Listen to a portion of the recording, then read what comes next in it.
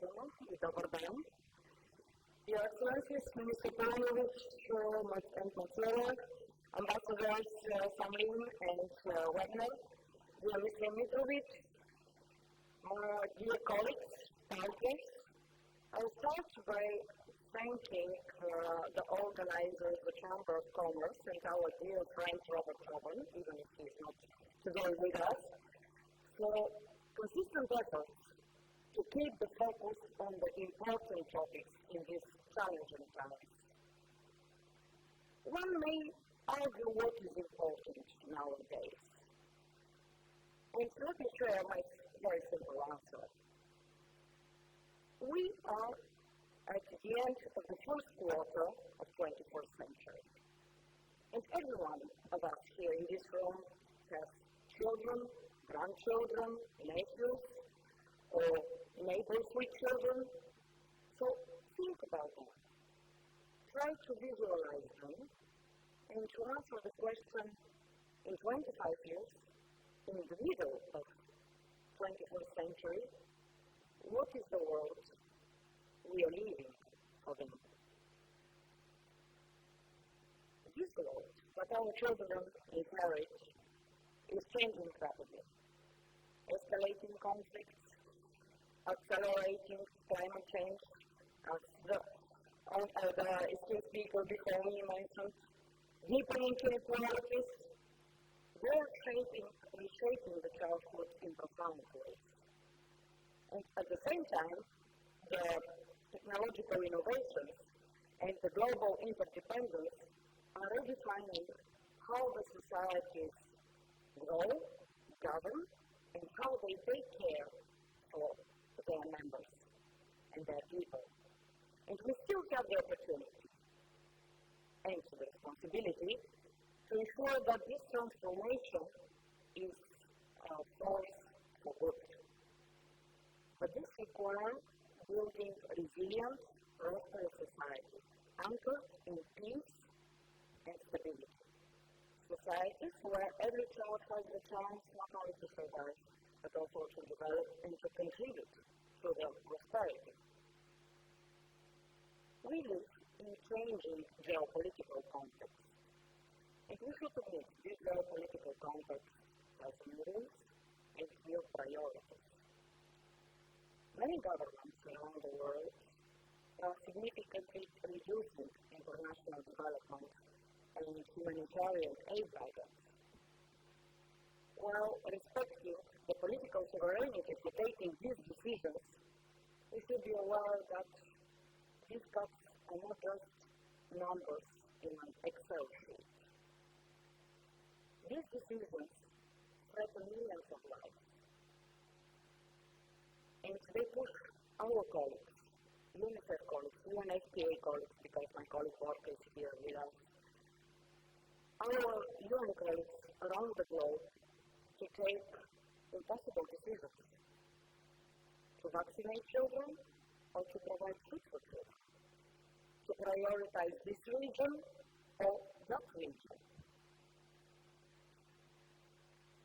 These choices are difficult, and they will have, of course, their consequences. The impact will be visible, disruption in essential services like healthcare, education, fragility in social system, and diminished resilience in communities.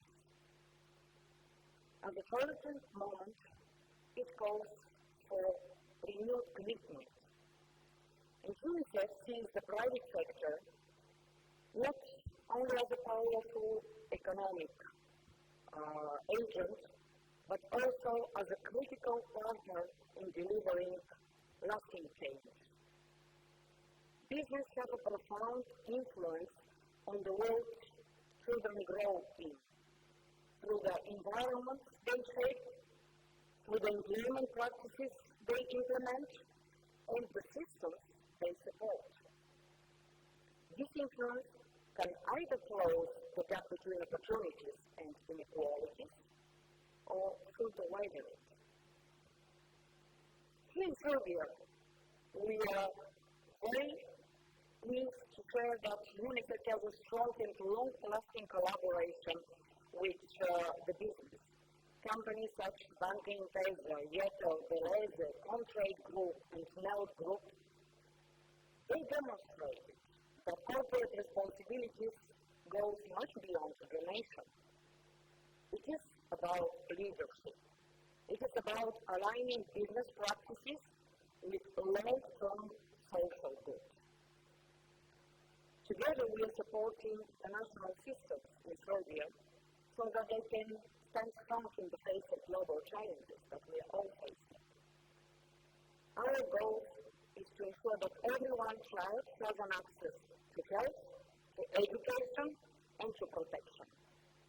Because when the national systems are strong, societies are resilient. And business play a key role in resilience, not only through funding and through innovations, but also through fostering environments that support families. One of the most effective ways business can contribute is by embracing family-friendly policies. Recently, we did a survey in Serbia. And this UNICEF survey showed that while 80% of the employers are aware that their employees are struggling to find the balance between work and life, only 60% of the employers have formal policies in support of this balance. And without these policies, we know the consequences. Increased burnout, health challenges, and reduced productivity at the end. UNICEF's research confirms that supportive work policies lead to healthier children, stronger families, and more motivated and productive workforce. These policies are not only about flexible working hours and paid annual leave. They are laying the foundations of sustainable growth and social cohesion in the society. The path to peace and stability begins with investing in our youngest citizens, and it runs through everyone's boardroom, through everyone's floor of the factories, through everyone's HR policy. And UNICEF stands ready to work with each and every one of you to advise, to support, and to amplify your impact. So let me close my speech with a very simple but urgent call for action. Let us measure the success not with the profit margins, but with the well-being of our children. And let us define prosperity not on the basis only of the GDP, but by the strength of our communities. And let us remember that peace and stability are not abstract ideals.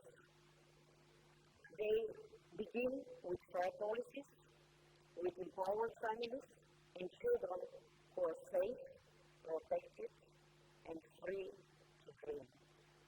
Thank you very much for being here today, and thank you very much for being part of this shared vision